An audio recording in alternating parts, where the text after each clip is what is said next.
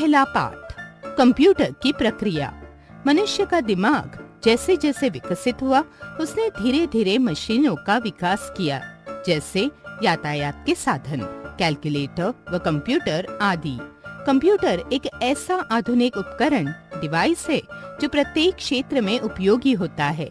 जिस तरह मनुष्य को सूचना की आवश्यकता होती है, उसी तरह से कंप्यूटर को भी आंकड़ों, डेटा की जरूरत होती है।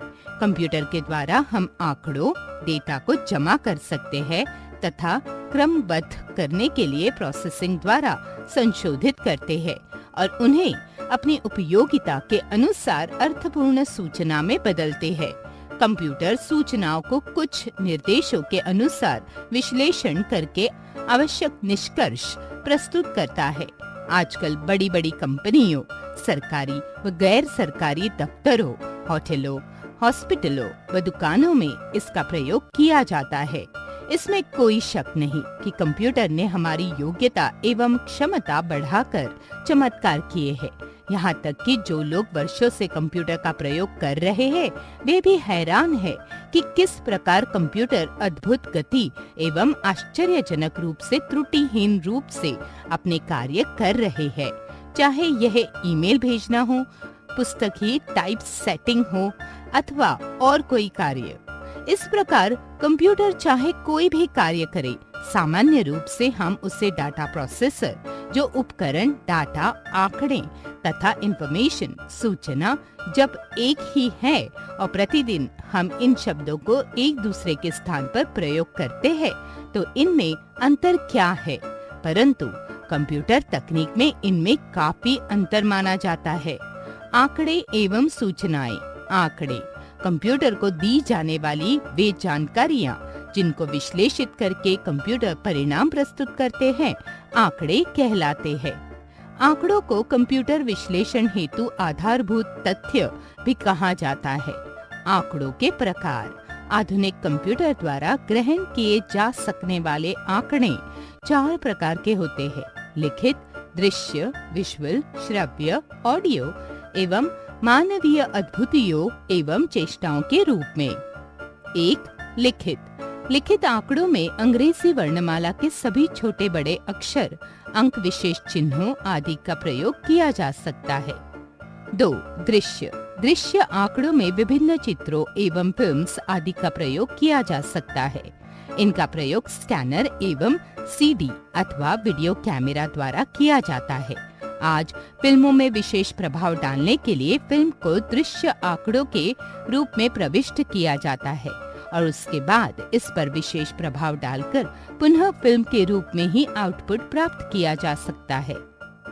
प्रसिद्ध धारावाहिक शक्तिमान के गोल गोल घूमकर किसी भी स्थान पर पहुंच जाना कंप्यूटर द्वारा ही संभव हो पाया है। 3. श्रव्य। श्रव्य आंकड़ों में ऐसे आंकड़े आते हैं जिनको सुना जा सकता है। इन प्रकार के आंकड़ों को कंप्यूटर में प्रविष्ट करने के लिए माइक्रोफोन की आवश्यकता होती है। 4. मानवीय अनुभूतियों एवं चेष्टाओं के रूप में। सामान्यतः इस प्रकार के आंकड़ों का प्रयोग चिकित्सा एवं अपराध विज्ञान में किया जा रहा है। संक्षेप में डाटा, आंकड़ों को हम निम्न प्रकार से परिभाषित कर सकते हैं: आंकड़े भिन्न, असंबंधित एवं अव्याख्यित तथ्यों का समूह है। यह आवश्यक नहीं है कि आंकड़े सार्थक हो, जैसे कुशाग्र, 1.5, 6 वर्ष, 12 किलो, मधुर इत्यादि आंकड़े हैं। सूचना। कंप्यूटर द्वारा आंकड़ों को विश्लेषण के उपरांत प्रस्तुत परिणाम को सूचना कहा जा सकता है। वे जानकारियां जिनमें हमें अर्थपूर्ण ज्ञान प्राप्त होता है, सूचना कहलाती है। अन्य शब्दों में सूचना आंकड़ों का व्यवस्थित, प्रमाणित एवं शुद्ध समूह है। ऊपर दिए गए उदाहरण को दोबारा नए रूप में देखिए। कुशाग्र एक मधुर स्वभाव का बच्चा है जिनकी आयु 1 वर्ष एवं भार 12 किलो है। अतः हम अर्थपूर्ण डाटा, आंकड़ों का सूचना कहेंगे। आंकड़े तथा सूचना में अंतर। आंकड़े और सूचना में निम्नलिखित अंतर होते हैं। 1. आंकड़े कंप्यूटर में प्रविष्ट किए जाने वाला कच्चा माल है, जबकि सूचना कंप्यूटर से प्राप्त तैयार माल। तो आंकड़ों के आधार पर निर्णय ले पाना संभव नहीं होता, जबकि सूचना के आधार पर निर्णय लेकर कार्य किया जा सकता है। 3. आंकड़े अर्थहीन होते हैं, जबकि सूचना का एक अर्थ होता है। आंकड़े और सूचना का अंतर स्पष्ट करने के लिए एक उदाहरण का प्रयोग करते हैं। किसी विद्यार्थी का नाम, रोल नंबर, प्राप्तांक पृथक रूप से आंकड़े हैं, परंतु जब इनको व्यवस्थित करके रिपोर्ट अथवा मार्कशीट के रूप में परिवर्तित कर दिया जाता है तो ये सूचना कहलाते हैं। डाटा सूचना और जानकारी में संबंध। डाटा प्रक्रिया के बाद सूचना में परिवर्तित हो जाता है। इस प्रकार डाटा सूचना का आधार है। सूचना जानकारी को बढ़ाती है, इसीलिए जानकारी का आधार सूचना होती है। अतः डाटा, सूचना व जानकारी परस्पर निर्भर है। डाटा प्रक्रिया है सूचना, आउटपुट है जानकारी। डाटा, सूचना और जानकारी में संबंध। डाटा प्रक्रिया के भाग। डाटा की सभी प्रकार की प्रक्रियाएं 3 भागों में पूरी होती है। 1 इनपुट, 2 प्रोसेसिंग, 3 आउटपुट। संग्रह unit, control unit, input unit, memory unit, ALU, output unit. 1. ये सीपीयू की संरचना है। 1 इनपुट। इनपुट कंप्यूटर में दिए जाने वाले डेटा या आदेश प्रोग्राम को कहते हैं। इनपुट देने के लिए इनपुट मशीनें, डिवाइसेस होती है, जिनसे अलग अलग तरह के इनपुट आदेश कंप्यूटर को दिए जा सकते हैं। इनपुट का सबसे अच्छा साधन कीबोर्ड है। यह टाइपराइटर जैसा होता है। इसमें बहुत सारे बटन, कीज होते हैं, जिन्हें दबाकर अपना डाटा कंप्यूटर में लिखते हैं, जो कंप्यूटर के सीपीयू में चला जाता है। कीबोर्ड के अलावा mouse, joystick, light pen, scanner आदि भी इनपुट के साधन है। 2 प्रोसेसिंग। जोड़ना, गिनना, भाग देना आदि सभी कार्यों को प्रोसेसिंग के लिए सीपीयू में भेजा जाता है। कंप्यूटर इन पर जो क्रिया करता है उसे प्रोसेसिंग कहा जाता है। डाटा से सूचना प्राप्त करने के लिए बहुत सी क्रियाएं करनी पड़ती है। इन सब क्रियाओं को डाटा प्रोसेसिंग कहा जाता है। डाटा प्रोसेसिंग का काम हाथ से भी कर सकते हैं, परंतु कंप्यूटर यह काम बहुत जल्दी करता है, बस समय बचाता है। कंप्यूटर एक इलेक्ट्रॉनिक मशीन है, इसीलिए इस समस्त क्रिया को इलेक्ट्रॉनिक डाटा प्रोसेसिंग या संक्षेप में EDP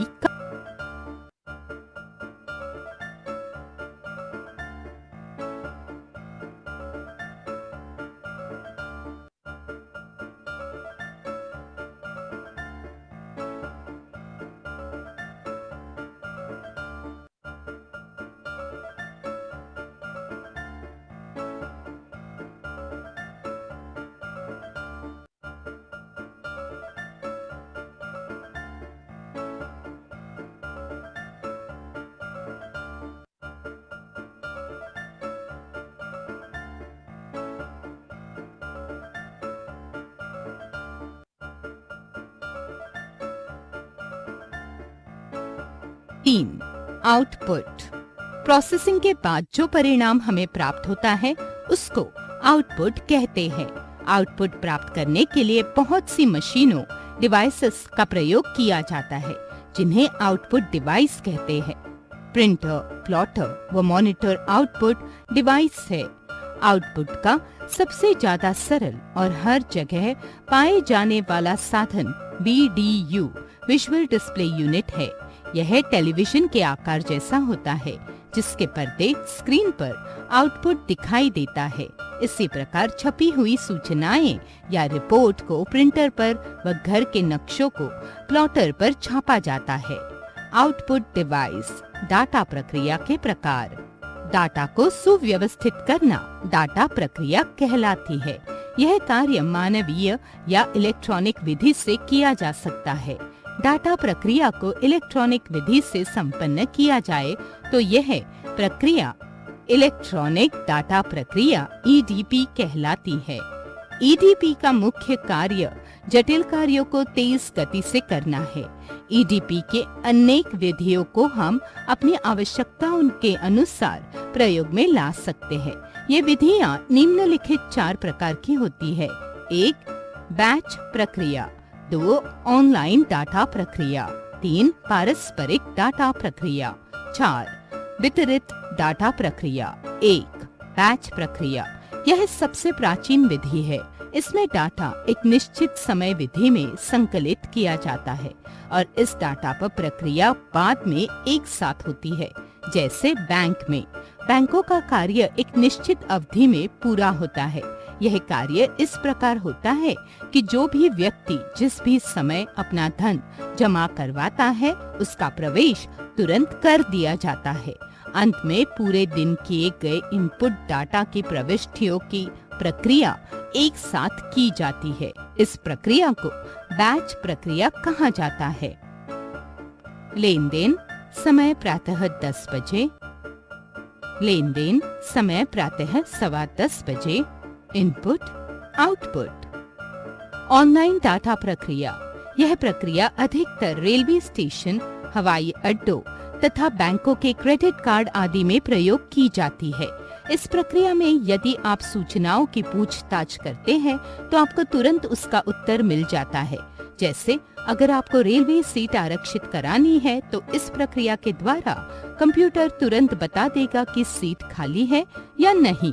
इस प्रक्रिया ने एसबीआई, बीटीबी, पीएनबी, आईसीआईसीआई बैंकों से धन को निकालना आसान बनाया है और आपके खाते में कितनी राशि शेष बची है तुरंत आपको मालूम हो जाएगा।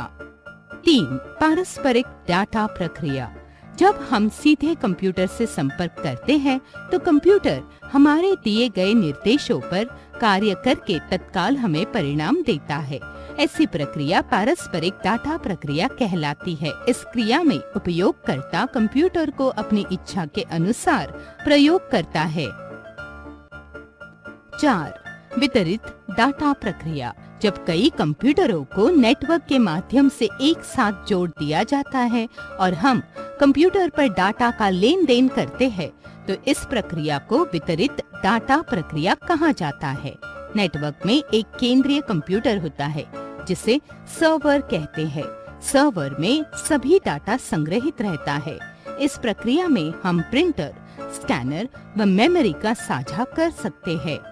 वितरित डाटा प्रक्रिया को क्लाइंट सर्वर कंप्यूटिंग भी कहते हैं। इस प्रक्रिया में कार्यरत प्रत्येक कंप्यूटर को पीसी क्लाइंट और केंद्रीय को सर्वर कहते हैं।